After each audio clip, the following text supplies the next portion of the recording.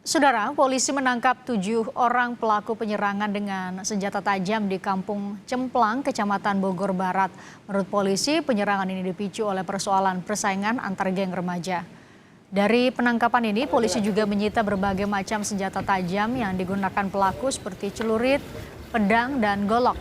Pelaku ditangkap di beberapa tempat berbeda pada Kamis malam. Setelah didata, 7 orang pelaku ini merupakan pemuda putus sekolah. Polisi mengatakan motif pelaku penyerangan ini adalah untuk menunjukkan kekuatan dan persaingan antar kelompok geng di kawasan tersebut.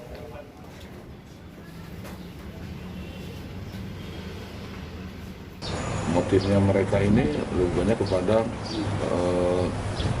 dendam antar kelompok, kemudian dendam yang membabi buta lah, eksistensi kelompok, geng-geng mereka, kelompok-kelompok mereka. Ini masih kita kembangkan, sementara masih 7 informasi yang kita dapat dari mereka sekitar 20. Ini masih melarikan diri dari beberapa nama yang sudah kita identifikasi, sudah tahu nama-namanya, sedang melakukan penangkapan selanjutnya. Ya tidak mungkin kemungkinan mungkin ada kejahatan-kejahatan lain seperti perampasan dan lain-lain, masih kita kembangkan. Sebelumnya, video rekaman penyerangan yang dilakukan sekelompok remaja di Bogor viral di media sosial. Dalam rekaman tersebut, para remaja membawa senjata tajam dan mendatangi permukiman warga. Polisi kemudian melakukan penangkapan terhadap 7 pelaku pada Kamis malam dan mengejar sisa pelaku lainnya.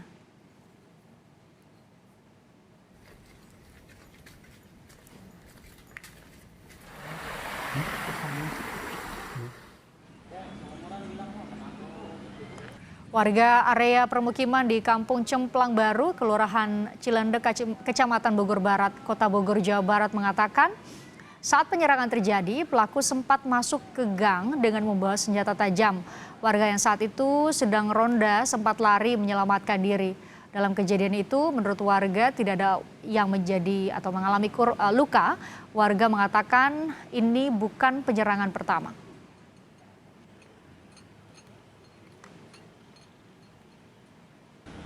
Saya bersama warga yang lokasinya menjadi sasaran serangan geng remaja, Pak Dedi Kusmaedi. Pak Dedi, selamat sore dengan Riko.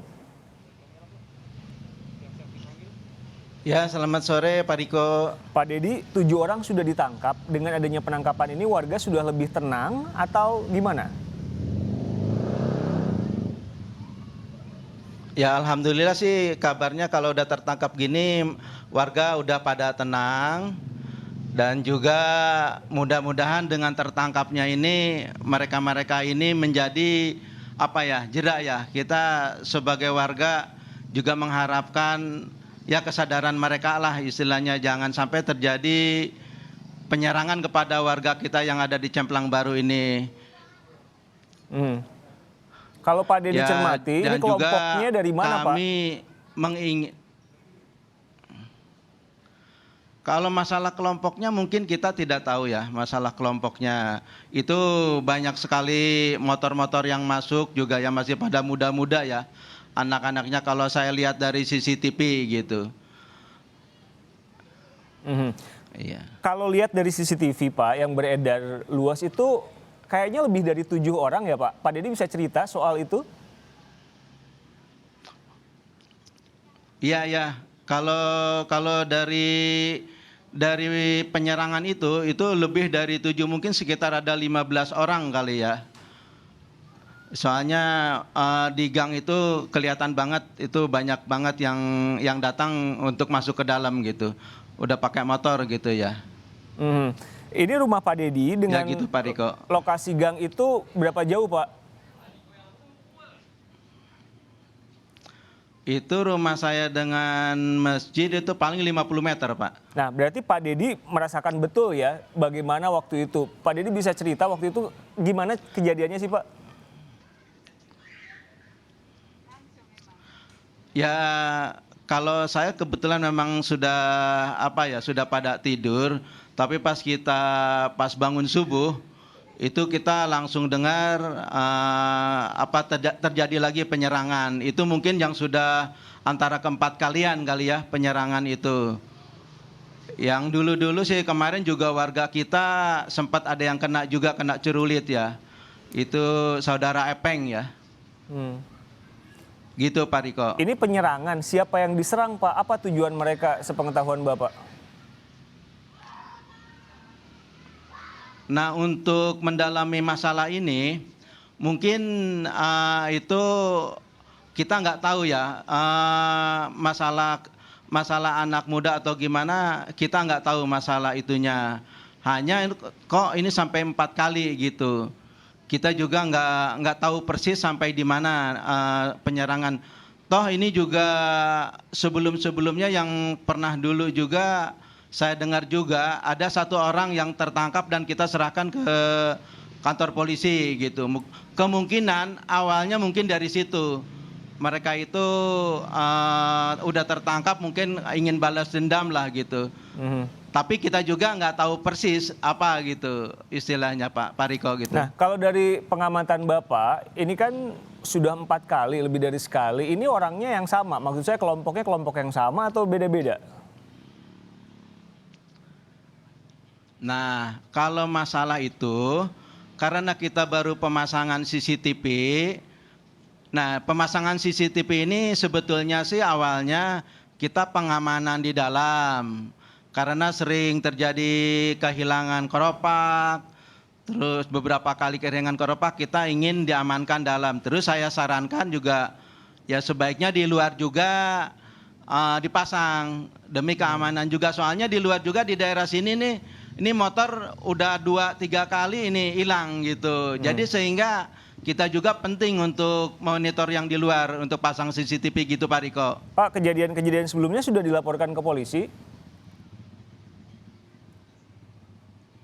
Sudah dulu kita karena tidak ada bukti sebagai CCTV, mereka juga nggak susah untuk menangkapnya. Tapi sekarang kita baru pasang 2 minggu, alhamdulillah. Nah itu dengan tidak sengaja gitu Pak. Tapi niatnya sih kita pengamanan motor sering hilang, terus keropak di dalam masjid sering hilang. Nah tujuannya sih ke sana. Tapi ya manfaatnya juga untuk yang ada keributan ini gitu terjadi baru-baru ini gitu Pak Riko. Setelah ini Pak, ada peningkatan pengamanan atau bentuknya apa dari warga dan bekerja sama dengan kepolisian mungkin? Nah untuk acara ke sana mungkin kesepuhan atau Pak RT Pak RW mungkin juga Pak itu mereka juga berusaha dengan adanya ini. Hanya untuk clear-nya kita harus tanya juga kepada Pak RT Pak RW-nya dengan kesepuhan yang dicemplang di sini gitu Pak. Oke. Tapi arah ke sana sih saya rasa kita sering ngobrol-ngobrol itu apa ya udah ada upaya ke sana gitu. Ya. Pak Dedi, kalau kita lihat di layar, itu mereka kan membawa senjata tajam, celurit dan segala macamnya. Saya masih penasaran, apa yang Bapak dengar? Ini mereka tujuannya apa sih Pak? Apa yang mereka cari di lingkungan itu? Kenapa sampai mesti nyerang? Nah kalau masalah bawa senjata sebagai bukti Pak, itu dia selalu kelihatannya dia selalu, soalnya korban dari kita itu saudara Peri sampai kebacok belakang punggungnya dengan kakinya, itu dia selalu kalau penyerangan selalu bawa itu. Jadi ini bukan yang pertama kali baru kemarin kita ke rekam gitu Pak Riko.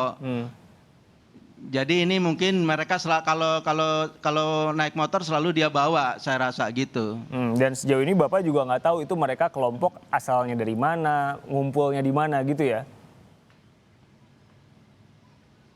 Nggak tahu kita nggak tahu dari mananya gitu. Baik, terima kasih Pak Deddy Kusmayadi meluangkan waktu untuk kami, warga yang daerahnya diserang anggota geng.